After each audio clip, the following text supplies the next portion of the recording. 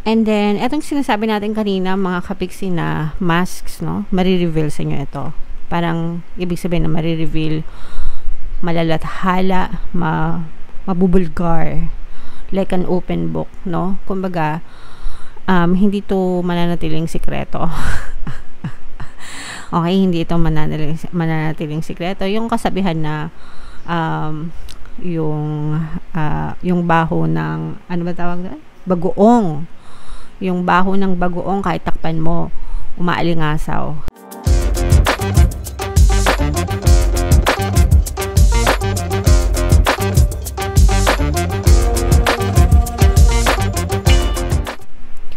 Hello guys, hello Taurus, welcome back to Pinoy Pixie Tarot. Ang pamagat ng episode natin for tonight is sa loob ng 30 araw. Ito isang timeless reading mga kapiksi. Titingnan natin yung ganap sa inyo sa loob ng 30 araw once na mapanood nyo tong video na to. General reading lang guys. Pwede mag-resonate, pwedeng hindi, pwedeng positive, pwedeng negative. Comment down below guys if feeling nyo naka-resonate kayo. So yung first message para sa inyo guys, we have indulgence. Ito guys, ibig sabihin nito, i-enjoy nyo, no? I-enjoy nyo yung time nyo sa sarili nyo, time nyo with your friends, yung mga me time, yung mga quality time, mga kapiksi, magkaroon kayo ng mga interaction, celebration, kumbaga yung mga self-care yan.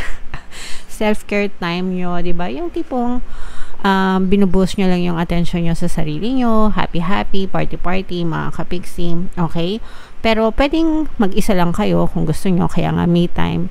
Pwede din quality time with your mga girlfriends, ganyan, or with friends, mga kapiksi. Pero ang importante is yung nag-enjoy kayo, nag-happy kayo, nagpapahinga kayo, nag-chill, nagre-relax, ganyan. Kasi deserve nyo yun, mga kapiksi. Okay? Deserve nyo yan, guys. Another message for you, Taurus.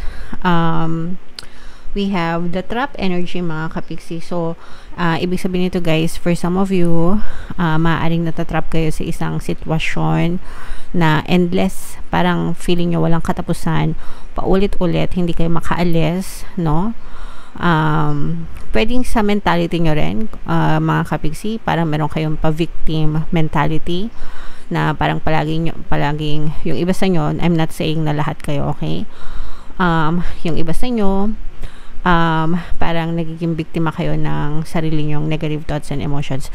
Actually guys, for some of you, kung hindi kayo nakita ng improvement, pag-asenso, pag-unlad sa buhay nyo, malaking factor itong victim mentality na to. Ibig sabihin na trap kayo guys ng mga negative thoughts and emotions nyo, and hindi kayo maka-move on, hindi kayo makaalis-alis, hindi kayo makalaya from those negative thoughts and assumptions. So you have to work on that, mga kapiksi. Kailangan yung trabahuhin yun kasi mai-stuck talaga kayo sa buhay nyo kapag hindi nyo inalis and binago yung mga negative patterns and negative beliefs nyo, guys. Kayo din yung paulit-ulit na magsasuffer dahil sa mga kanagahan nyo. Okay, so tanungin nyo guys, ask yourself, no, bakit ako nasa ganitong sitwasyon, anong iniisip ko, bakit ko to palaging iniisip, and ano bang mabuting idudulot nito sa akin.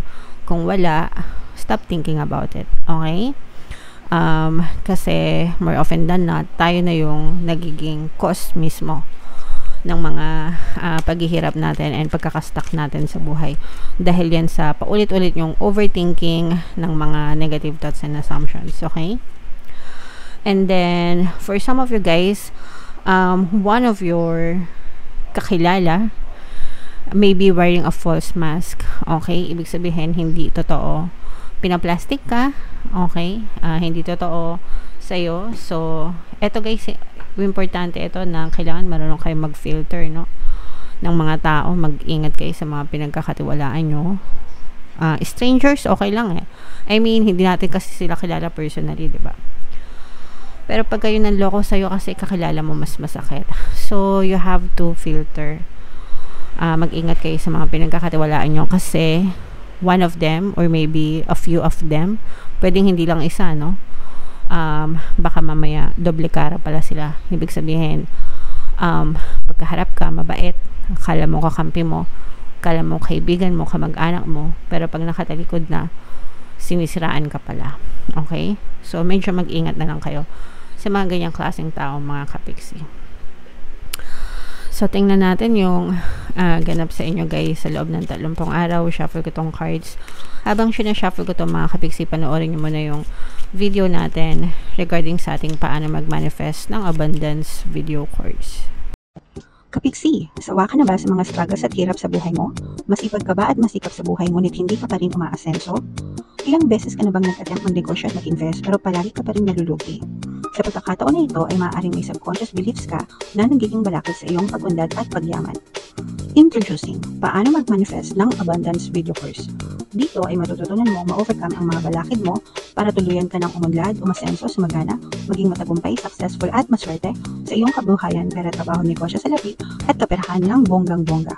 Dali, mag-send na ng email sa pinoypixie@gmail.com at simulan na ang iyong pagyaman ngayon. Alright, so sa lahat ng gusto mag-avail ng course guys, meron tayong discount ngayong July. Magbibigay ako ng 500 pesos na discount until July 31. So, i-avail nyo na mga kapiksi. Sobrang ganda talaga. And meron din tayong bagong course guys, paano mawala ang third party at magkaroon ng harmonious na relationship para sa mga kapiksi natin na nagdudusa sa mga kabit ng mga jowa nila guys. Ano naman yan guys, 30% discount until July 31. So, i-avail nyo na mga kapiksi. So, ito yung mga ganap sa inyo, guys. Sobrang ganda nito kasi with this Lilith energy and 3 energy, ibig sabihin talaga nito, alagaan nyo yung inyong connection, no? With your friends, with your girlfriends, sa mga tao na mapagkakatiwalaan nyo talaga. So, it's very nice. Or, parang sinasabi talaga na you should stay connected with them, mga kapiksi, and develop a healthy relationship with them, develop a harmonious relationship with them. In short, makisama kayo ng maayos, mga kapiksi. And the more na nakikisama kayo ng maayos sa kanila, the more na maganda yung pakikisama nyo sa kanila guys, the more na mas mag-i-improve yung inyong network. Makakatulong din sila sa inyo. May advantage din yan. Ibig sabihin, kumbaga, in the long run, makakatulong din ito sa inyo. Guys, okay? Syempre, no man is an island, diba? So, at the end of the day, tayo rin yung magtutulungan. Syempre, pag mas marami kang kaibigan, mas malawak yung network mo, mas maganda. And then, with this whips energy, mga kapiksi, ibig sabihin nito, guys, ito na yung tamang pagkakataon para putulin mo. Sabi ko nga, guys, yung mga overthinking nyo, yung mga negative thoughts and assumptions nyo, yung mga negative, yung mga bad habits, no? Bad habits, bad patterns nyo, yung mga palaging nagrereklamo, yan. Palaging stress, palaging worried, no? Palaging galit, palaging puro na lang reklamo, ganyan. So, anything negative, guys, you have to cut them off your life. Okay? As in, putulin nyo yung mga pagiging reactive, yung mga madaling matrigger ng kanagahan. Kasi the more na nega kayo, and the more na nadadagdagan nyo yung kanagahan nyo, mga kapiksi, the more na magsasuffer kayo. Okay?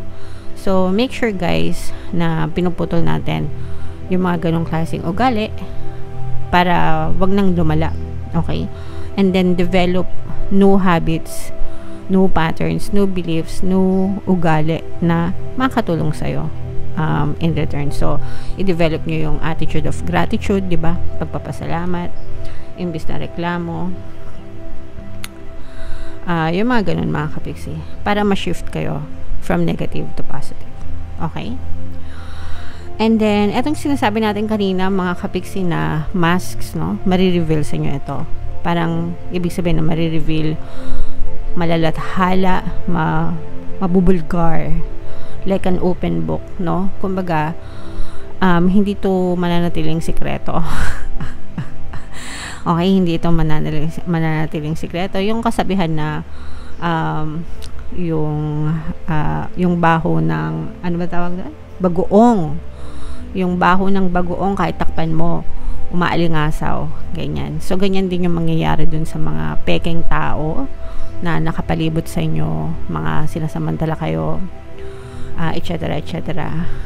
Parang gagawa ng paraan sa universe para ma-reveal yung totoong intentions nila sa inyo. So, this is good para sa inyo kasi malalaman nyo kung sino talaga yung mga taong peke and yung mga taong totoong nagmamalasakit and mga totoong nagmamahal sa inyo.